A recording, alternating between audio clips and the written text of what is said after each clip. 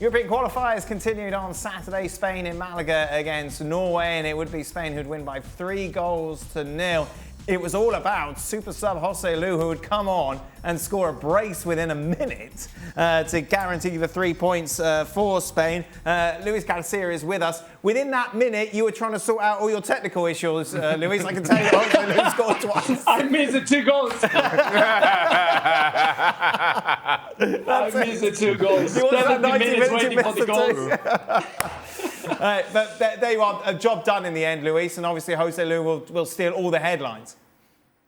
Yeah, exactly. Of course, he will get the headlines. I think he will deserve it. He's a very experienced player, playing for Espanyol. He's been in Premier League, Stoke City, played for Newcastle, back to Alaves. And this season is one of the top scorers here in La Liga, doing very well, a different style of player.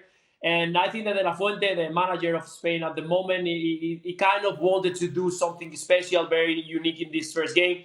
And the game was very good. I think the first 45 minutes, they were fantastic. The ball moved quite quick. The intensity was right there. They scored the first goal by Olmo after a shot from Albe, the left back. And you can see that still the same philosophy of having the ball, the possession, being aggressive when it comes to the pressure.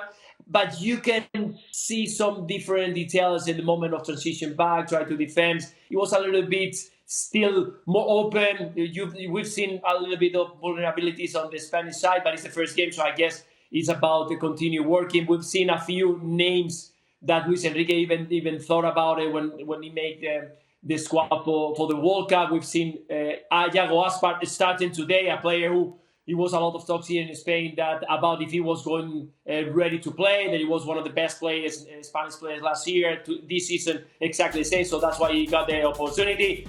Merino in the middle of the park, Balde, Nacho, a player who didn't even get into the top 23 for the squad, even though that he's been doing a great job for Real Madrid. So it's a big call for De La Fuente to get involved these players who were not even counting in that list in the previous squad. So good start. I think it's a good start. We all like to see Spain winning and starting well. And at the top of the competition at the moment of the table with Scotland, and that is the one they are going to be probably the ones to fight for those first and second position. It was 1-0, wasn't it, when we were heading to the studio? Xhaka hanging behind on his secret emails. Yeah. Then all of a sudden he shouts, "Oh, golazo!" Uh-huh. It was not a golazo from Jose Lu. It was a goal. Ali Moreno's I was half right. It was a goal. It was a goal. Just forget the asso. De La Fuente, what do you see different? Well, first and foremost, the formation. It's a 4-2-3-1, and it's Rodri who takes the role of Sergio Busquets. But alongside him, you have Mikel Merino. And then in front of them, you have 3 players who can support in the attack, but also can help you defensively. So then you have the role of Gavi, who continues to be this high-energy player that, yes, it's going to help you in the attack, but it's also going to help you defend as well. Iago Aspas with much more of a free role and in supporting directly Alvaro Morata. Dani Olmo will change sides. He has the flexibility to go on the right and go on the left. So you see this 4-2-3-1 that is far different of the 4-3-3 that we come to expect from Spain. Look, I think it's a good start, but 3-0 was not the story of this game. It did not feel like a 3-0 game. For the first 25, 30 minutes, yes, it was all Spain all the time. But then after that, once Norway decided that, you know what, we don't really have to respect this team because we're not threatened by their attacking talent. We're going to take the game into our attacking half, and we're going to force the Spain to defend. Well, when they forced Spain to defend, they were unable to do so.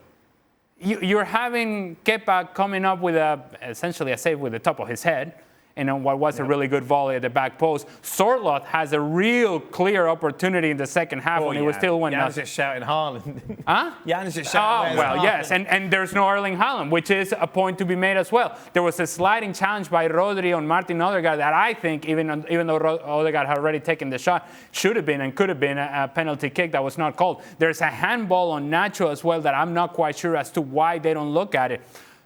So there were a lot of things here for Spain defensively. You got to go, okay, it was a good start, but we have to be better in our possession. We have to be cleaner. We have to avoid mistakes coming out of the back. You take the 3 points, you take the result, you take Joselu in his first cap scoring 2 goals and gives you a different option.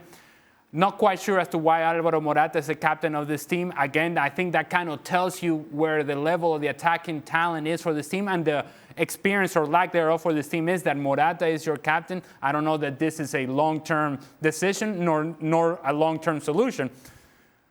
And so, again, you take the positive, you take the start, but let's not get crazy.